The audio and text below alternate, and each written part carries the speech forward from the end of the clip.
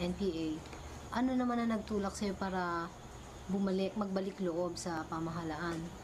Bali, na-aresto ka. Siguro ikwento mo sa amin yung mga circumstances bago mo naisipan na sumuko.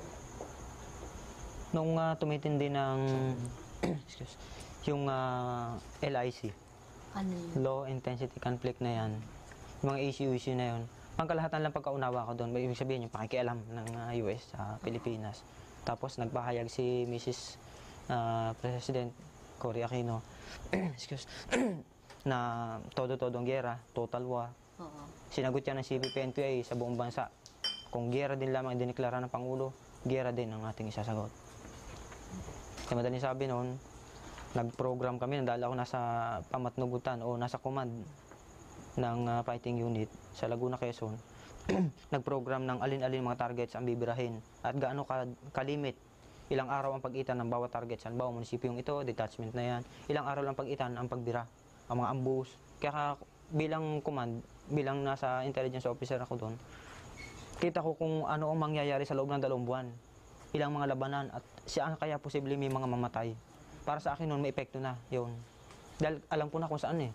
Alam ko ang katangian ng mga detachment at saka mga munisipyo, mga ambush sites. Saan kaya posibleng may mamamatay? Ilang kaya posibleng mamatay sa bawat labanan? Tinatantya na yon sa programming. Sa ganitong labanan, pwedeng mamatay 3. Dito sa lugar na ito, pwedeng 2. Kaya doon na namin yun kung ilan ang mamamatay. Kaya alam namin kung saan pupwesto bilang CO. Alam namin kung saan ligtas, alam namin kung saan mapanganib. Para sa akin, may demoralisasyon yun. Yun, isa yung sa nakakonvince, parang nakapagpabuhay sa paninindigan ko. Dagdag pa dyan yung Alsamasa vigilante groups, na ang alam ko sa Alsamasa, dating contact ng NPA o sympathizer ng NPA na bumaligtad na at kumakalaban na sa NPA. Sa akin may epekto yun. Bakit lumalaban yung dating atin? Masakit sa akin yun eh. Tapos nakikita ko yung ilan, may mga palsong ginagawa. Nangihiram ng kaldero yung NPA, hindi sinasauli. Yung palakol, nababali yung hindi sinasauli. Ibig sabihin, kaya naman nagagalit yung mga civilian, hindi kasi sinusunod yung patakaran eh. Ibig sabihin, marami mga reklamo rin. Naunawaan ko yun. Ngayon, nagkaka-epekto sa akin, bakit ba ganito yung ating mga mandirigma? Dapat sana ay huwag magalit sa atin yung civilian at dapat dumami ang natutuwa sa atin. Ay bakit parang unti-unti, sa tingin ko, ay maraming nagagalit. Kasi ba nagsasawa na? Halimbawa, itong bahay na lang na ito nagpapatuloy. Pasok ka na pasukan dyan yung mga NPA, ang paa ay mapuputik. Ang sigarilyo diyan, papitik-pitik ang mga upos, yung mga filter na yan. May karanasan ka ba o naririnig tungkol sa graft and corruption na maaring kinademoralize mo rin? Merong bahagi doon, yung aming kalihim ng district, si Kabuts, kung tawagin. Ang alam ko kasi, nung panahon ng eleksyon, nang hostage sila ng mga politiko, isa na dyan si Gobernador Rodriguez. Yung sambag na nakita ko talaga ang daming pera. Nula ako nakakita ng ganong pera simula na ako maging tao. Sabi ko, ganito pala ang NPA, ang daming pera. Tapos ang fighting unit nun, tasadong ang pagkain. 10 pesos per day, 10 stick ng cigarette per day. Tapos sila naman, kung magpabili, kung mag-aksaya ng baterya sa radyo, mga bagay-bagang napakasimple pero sa akin mahalaga. Dahil ang pagkaunawa ko noon, simpleng pamumuhay, todo-todong pakikibaka, kumbaga, puspusang pakikibaka. Ba't itong mga ito, aksaya? Ang mga baterya, hinaaksaya lamang sa pakikipagtawagan sa yung BHF, yung walkie-talkie, mga negosyante, sa hindi maganda sa tingin ko, mga sabon, nangangaiwanan. Sa madaling sabi, maraming mga pag-aaksaya. Bukod pa, sinabing nawala daw pera. Pinagbintangan yung fighting unit. Kami security nila eh. Yung cadre kasi na pang-district, karaniwan yan, ang bantay dyan, fighting unit. Yan ang security niyan na nakapwesto. Nabuwasan daw yung pera. Sa kanya lang yun. Siya lang yung naghahawak nun. Para sa akin, may epekto yun. Isa yun. Alam ko, nagkukurakot ng pera. Yun, isa. Kaaris, yan bang inyong kilusan ay may kinalaman din doon sa mga raid, kapareho niya mga logging companies at saka iba-iba pang industriya na nagsusunog ng mga truck, ng mga traktor, ng mga iba pang kadamitan ng mga kumpanya at industriya niyan? Ang kalahatan ho ay sasabihin ko sa inyong may kaugnayan ng NPA dyan. Ang patakaran ng NPA sa mga yung mga laging konsesyon na yan, yung mga, sa madaling sabi, yung mga multinationals, kaaway na tinuturing yan. Pusakal na kaaway ng CPP-NPA. dahil silang kumokontrol daw sa kabuhayan ng mga mamamayan. May mga ilang bahaging tama rin dahil sa kanila silang kumokontrol, silang bumabayad ng mura, malaking tinutubo nila, nakaupo lang sila. Parang sa madaling sabi, may bahaging totoo. Totoong nire-read talaga yun. Yung mga bus companies tulad ng BLTV, ang alam kong issue dyan, hinihinga niya. Hindi ko mapapatunayan na hindi naman ako kaharap noon. Pero ang alam ko paninindigan dyan, narinig ko sa kanila, yung mga bangko, isa yun, mamaya natin pag-usapan yung bangko, yung mga bus companies, hihingan niya ng alliance staff o yung finance officer ng region o kaya ng national. Papupuntahin sa mga pabrika, tapos hihingan ng mga kwentada na kung ilang bus ang lumalabas, magkano ang kita ng bawat bus. Sa madaling sabi, alam na kung magkano ang 10% lagi yun eh. Kung magkano ang kinikita ng isang kumpanya, 10% ang kukunin ng CPP, hindi ka pwedeng pumalag. Kaya ikaw ang manager, kayo ang nasa management, hindi ka pwedeng pumalag sa hinihingi ng NPA. Pagka pumalag ang sino mang manager o sino mang boss doon, titirahin yung boss mo. Yung bumibiyahe mga aircon bus na yan, sinusunog, yung nababalitaan, totoo yun, NPA ang bumibira noon. Pinababa ang pasahero, wala man sinasaktan, hindi makinukuha ang pera ng mga tao, sinusunog yung bus. Ngayon, sa hindi nakakaunawa, salbahe mga NPA nito, sinasakyan namin, nabala pa kami. Pero yun ay political na usapin. Yung relasyon ng NPA at saka noong may-ari ng bus company. Hindi nagbibigay, kaya sinasabotahe. Magkano ang isang bus? Milyon daw ito. No. Ngayon, yun ay warning. Kapag hindi nagbigay, isa pang aircon bus. Ngayon, nabalitan sunod-sunod na sinusunog. Isa yun, totoo yun. Sa isang organisasyon at kilusan ka, Aris, natural lang yang siyempre nananalapi para ikabubuhay ng organisasyon. Ano naman ang masasabi mo, ka, Aris, dyan sa sinasabing forced taxation ng NPA, yung buwis, pangunguha ng buwis sa mga tao? Totoo ho yun na nanghihingi ng buwis. Yung puwersahan, compulsory, puwersahan panghihingi ng buwis. Sa ayaw at sa gusto ay magbibigay ka ng buwis. Dahil ang iyong, gano'n panggulat eh. Ang iyong kumpanya, ang iyong negosyo ay dito naglalaro mismo yan. Dito yan umiikot-ikot lamang sa loob ng teritoryo ng NPA. Kaya hindi ka magbibigay ng buwis. Dahil pag hindi, kaya naming sirain ang iyong kabuhayan. Kaya naming isabotahe. May mga warning yan. Pwedeng isang katiwala, bibirahin. Babayaran mo siyempre ng kumpanya yon. Warning yon. May mga notes. Warning, first warning. Itong isang sasakyan mo, isang bulldozer mo, kung laging isang bulldozer mo, wawasakin ng dinamita yon. Magkano isang bulldozer? Isang 6x mo, isang truck mo, wawasakin yun. Mga warning, totoo yun. Dahil yung sinasabi mo, ka, Aris, ay tungkol yan sa malalaking kumpanya, malalaking industriya. Meron ba namang nangyayaring puwersadong buhis sa mga maliliit na mamamayan? nung naandun pa ako sa loob, ang sasabi ko, voluntaryong tulong ng tao eh. Kasi ako isa sa sumusulat din sa mga tao.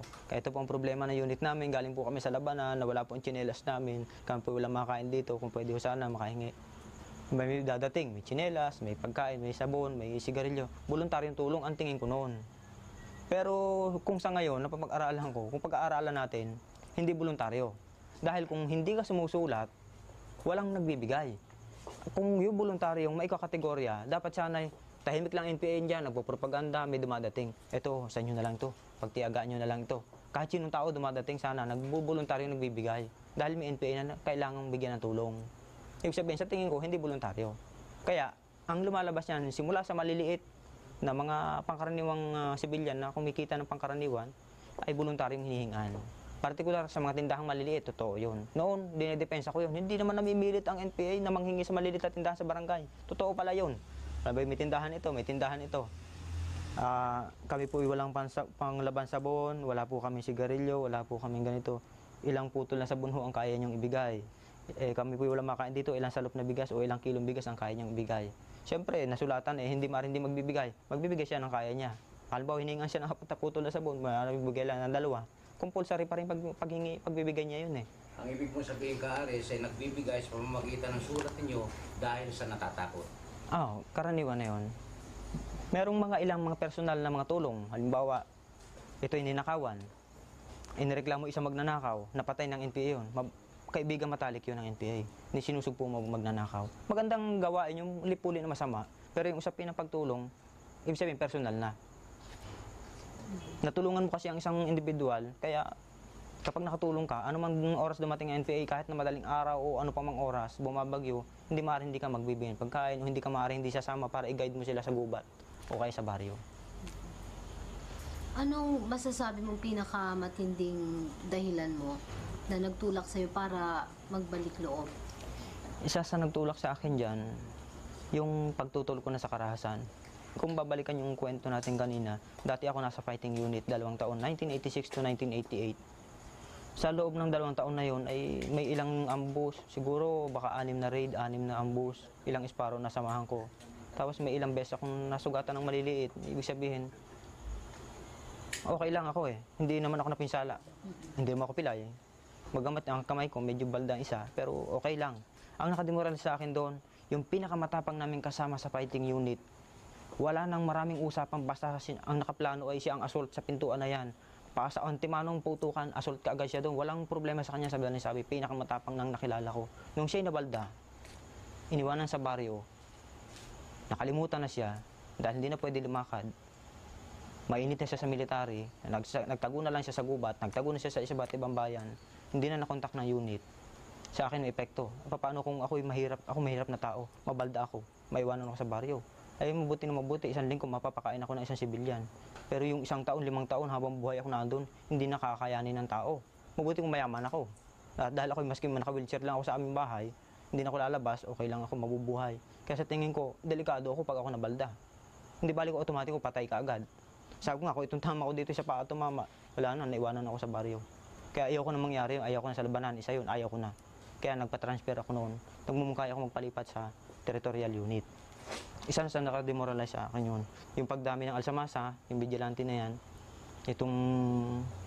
itong korupsyon sa loob, yung nakawan ng pera, tapos yung isinusubo kami sa labanan, nakikita ko, husto sa teorya, sinasalita ng salita yung mga mga professional na mga namumuno, yung mga kadre, galing Maynila, ito ang mga bibirahin natin, mga targets, munisipyo, detachment, mga ambush sites, sige, ganitong buwan, 3 buwan, maglunsad kayo ng ambush, raid. Kailangan matugunan natin ang ganitong labanan na panawagan natin. Okay. Pero pagdating na aktual na isa sa yung mag-implementa na ng programa, di sa aktual, ang nangyayari, sa panahon ng... Teka, pumitik siya na. Okay. Sa aktual, sa pag-implementa ng programa, ay mga operasyon, mga i-raid at mga i-ambush, mga i-isparo. Ang mga kadreng nagbababa sa amin ng mga misyon na yon, hindi kasali. Ibig sabihin, kami pala na mga karaniwang taga-baryo na naging miyembro ng CPP, kami ang pansubo sa labanan. Katunayan yan, meron 20 taon na sa partido, katulad ng mga founder ng CPP, katulad nila Ka Roger, hindi man lang nadaplisan ng bala, minsan lang nakapagpaputok ng baril at hindi sanay maglinis na kanya Armalite. Kami naman ay may 1 taon, 2 taon namatay na sa NPA. Merong 1 buwan, 1 labanan lang namatay na sa NPA. Ibig sabihin, parang tabi naman tayo sa organisasyon ng iba pa, pansubo yung mga magsasaka, pansubo sa labanan yung mga taga-kanayunan. Samantala yung mga kadre na may kotse pa pala, demokrasya, ang biruhan nga namin, demokrasya ba itong pakotse ka pa at aircon.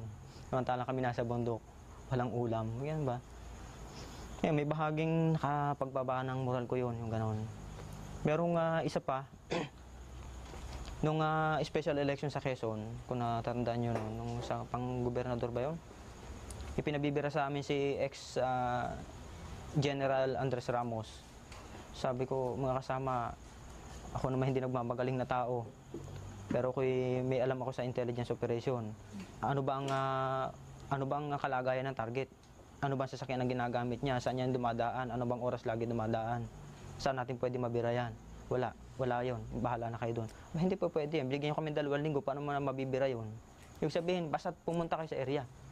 Sa panig ko ako, kakunting panahon pa, maikling panahon pa ako naging CO.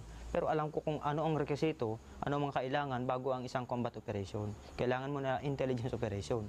Susubo na kagad, pinatulak kami sa kabayanan, doon na kayo at birahin nyo na yung target. Naandun, nagmi-meeting di abanse kung tawagin.